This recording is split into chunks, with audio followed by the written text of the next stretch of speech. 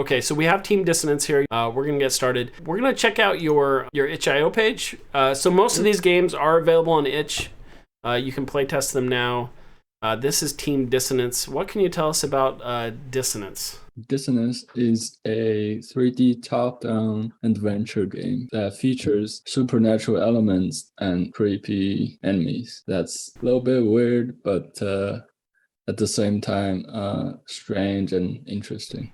I love it. I love it. Okay, so we're gonna pop it open. Here we go. We're starting, and this is keyboard and mouse, correct? Yes, but you can also play on controller. That's although, right.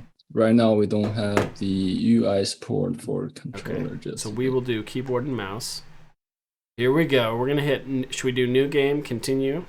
New game, please. Here we go. New game. Here we go. Start from the beginning. All right. Oh, I like the blur fade in. So the character starts out with "Oh, my head hurts," and then I like these little cutscenes you do to kind of show you the controllers. Yeah. How the control works. So this is the sprint7 builds. What were some of the big additions to your game this last sprint? So we made a lot of new changes to the UI, and we've added new and final characters. New and final characters. Also, yeah, and also some iterations on some of the traps and as well as levels. That's awesome. Okay, so we've got a lot of some. And how many levels are there? There are 2 currently. Okay. But the first level we considered it as the outside layout and also the inside level. So this is awesome. I'm kind of curious. I've never done this before, but I wanted to see how far I could go. Okay, so I'm glass walled after a little while in here. That's great. I love that you're showing the character behind objects, so I can still see where I'm at. What are some of the biggest challenges you had to face in the creation of this game? So a lot of challenges are coming from how to make the player understand how this game works. And we've made a lot of efforts in playtesting and gathering feedback. And thanks so much to Erica for conducting playtests.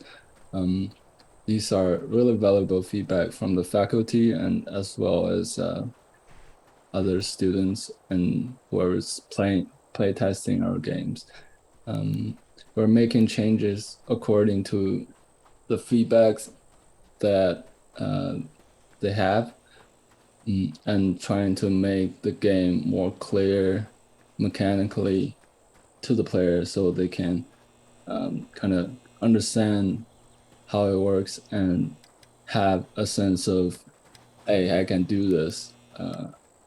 It's not clueless type of feeling. That's awesome. So can you tell me these creepy little dudes? Can you tell us what the story is behind these characters, like the character design, what you were thinking, or is it shrouded in mystery? What's up? Well, it's kind of a mystery that's there to be solved by the player, and we don't really want to give the player everything at the start. Yeah. So who decided on the character art for these little guys? So it's kind of like a combined effort, but the character concept was made by Yingning, Okay. and the model is also made by her. These are fantastic. That's fantastic. Okay, so we're gonna run here to the edge. Open up our big door. We're going through a giant vault into the mountain. We're gonna check it out.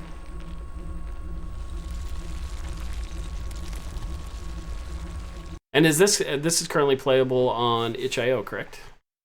Yes, that is correct. And what's the final platform? Where do you plan on publishing? We plan on releasing it also on Steam.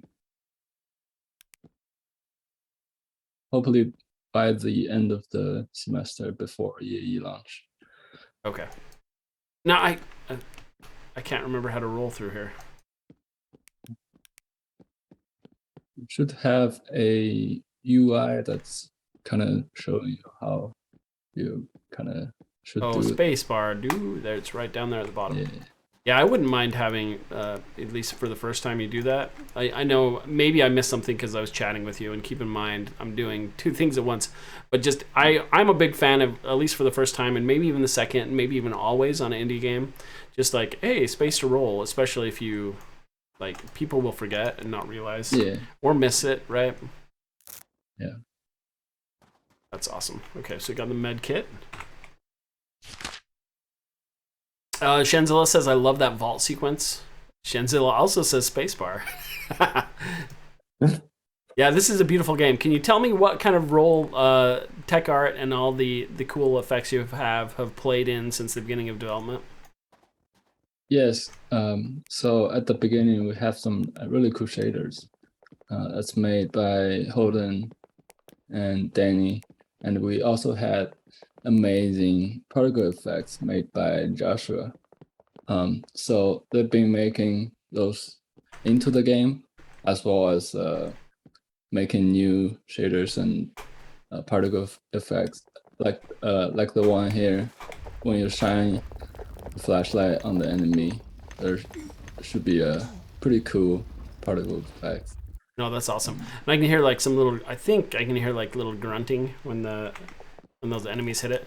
I'll tell you, this is just me personally, but like they're flailing their arms like this at you. I just want them like rah, like they could do a couple different things. It could be a high pitched squeal, just like a like something creepy and annoying when they run after you. I'm like dying for that. So can you tell us like any plans you have for like audio, any updates coming up this sprint as far as like any of those juicy quality of life type things?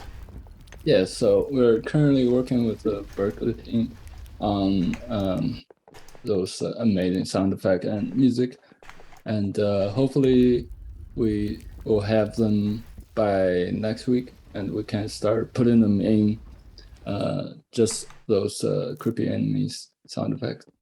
That's awesome. Psycho Sama says, since it's top down, shouldn't the areas where the character has no vision of should be blacked out?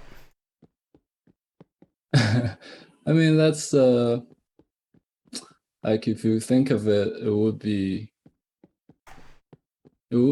make sense. But at the other point of view is, if you don't see something, you're not really.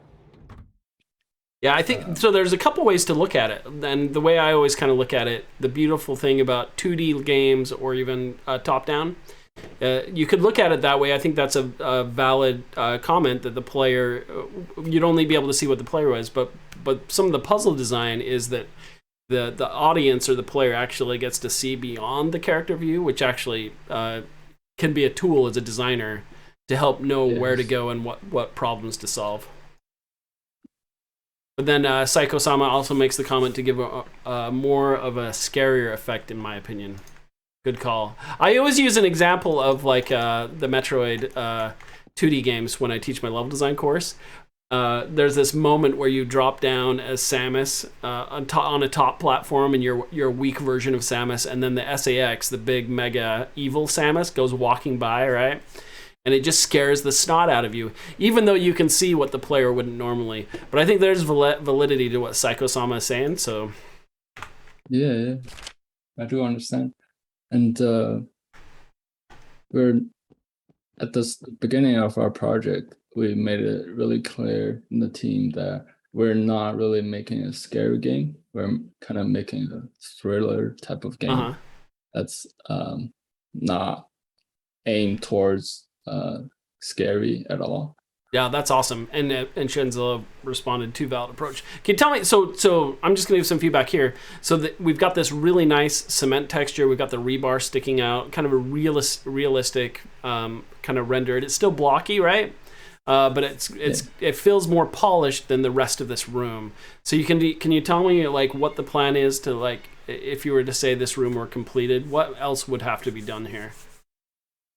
So first of all, the walls has to be textured, and maybe adding more props in that. Also, the doors here are still placeholders. and the cement base for where you pick up the scanner also have to be made.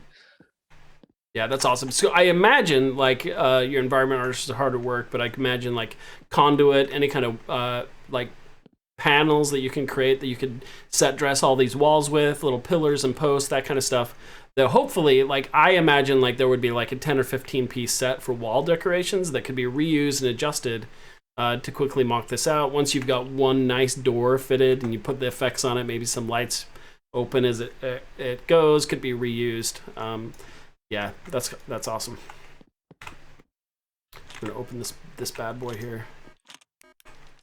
Yeah, and I see another question in chat. So, Psycho Sama again, saying this game I need is a key, ambiguous.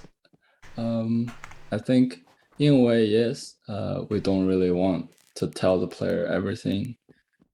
We kind of want the player to find out what's happening and what are these objects and what are these enemies better on. Shellanzilla just restored. Are any of your pickups revealed by the scanner? So full disclosure, I played through this level before, but I went and picked up the scanner, and we were chatting, so I completely forgot that I can use it. I think it's a good point in fact that players even at home will get distracted. Who knows? Someone's playing it, and their mom's like, you know, Johnny, come get your dinner, and you look away for a second, and you come back. So I was trying to interact with this door. I was like, why isn't it opening? So I would say make sure that feedback, like you don't have a key, dummy, like reads really well. Go find it in the room. Just something to think about. That's awesome. Okay, so we have the key card. We can open it. That's fantastic. First of all, this is beautiful. I want to make it before the 3 minutes are up. We're gonna scoot through here because I want to make it to this boss fight, so you can talk about that. I love that there's now a repeat of that same same shape language that I have to roll through. I love reusing things that you've learned in the past. That's awesome. So we're gonna avoid these guys and their red stuff. Okay, so we want to stay out of the area effect altogether. So we're gonna run for it. Oh no, got him again. Okay, we're okay. And I think Shanzilla had another question, and that is, are any of your pickups revealed by the scanner? So currently, all the pickups are visible, and I think making some of them that can be revealed by the scanner would be awesome. And that will be on our iteration list. I love this guy. Yeah, and I think you got some feedback, like a little cinematic moment for this guy. It's so cool. Just to show him off. And even like this is the spot where this is so early in the game that most players will make it here, right? So I would say when you look at like kind of the financing of your indie game, right? You've got two ways to look at it. And it's not money because it's a student game, but you finance it with your time, right? So what do you want to spend the most time in? I would actually love it if like part way through the fight, maybe you destroy those couple minions, and then there's another cinematic where this thing is just mad and it speeds up a little bit. So it zooms in on him and he kind of rages at you. Would be awesome. There's so much awesome, juicy payoff you can have because this is a cool moment. Thank you. We're gonna destroy you. There we go. We got it. We got the robot. Nice. And awesome. Then I always worry that I'm gonna step on these and the key stays above that thing, and I always worry that I'm gonna get electrocuted going over it. Something to think about there, because it's dangerous. Shenzilla comments, mech is looking great. My health is going down. I should maybe go get some health. Here we go. So we've added the function of using health pack. Now you can press E to use your health There pack. we go. Oh, thanks for thinking about me, Shen. All right, here we go. There's no sprint, right? If I hold shift. No. All right, this is fantastic. So that, my friends, anyone watching, is the first level. If anybody wants to play this right now and give you feedback, what do they need to do? Please go to our HIO and you can reach out to us using the email there, or just leave a comment there. Reach out, leave a comment, be a part of the process. Game developers love feedback, so don't be afraid to share your thoughts about any readability, how you played through, or even just tell them what you thought, whether you loved a certain section, etc. Tell them what you liked, because that truly is how the best games are made, through a lot of playtesting and feedback from those watching. If you want to see what else happens in this game after you make it through this first level, definitely check it out on itch, and we'll share the information. Do you have any like social media or like Twitter, anything? How can they, what are easy ways to find you? We do have a YouTube channel, and also we have Twitter. You can also find links on our itch page. Awesome. Fantastic. Okay, so awesome. Well, so great job, Team Dissonance, or it's the game is Dissonance, but the team is Resonance, right?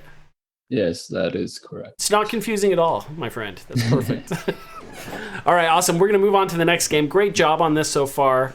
Definitely, I am stoked once again to see how much polish and iteration hops into the next build. Like I say, March 3rd. I will be doing a playtest again, probably a solo playtest, because that'll be the early access build. So I'm pretty stoked to play that. All right, let's move on. Thank you so much, and also thanks so much for Shenzilla in the chat. Thank you. Yeah, Shenzilla, you are awesome.